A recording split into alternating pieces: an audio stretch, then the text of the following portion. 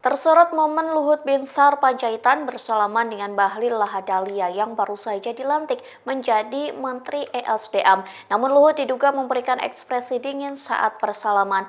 Pengamat pun menilai Luhut kurang suka dengan pencapaian Bahlil. Dikutip dari Tribunnews.com, penilaian itu disampaikan oleh Direktur Eksekutif Partner Politik Indonesia, yakni Abu Bakar Solisa. Ia mengatakan tidak menutup kemungkinan Luhut kurang senang atas pencapaian Bahlil saat ini.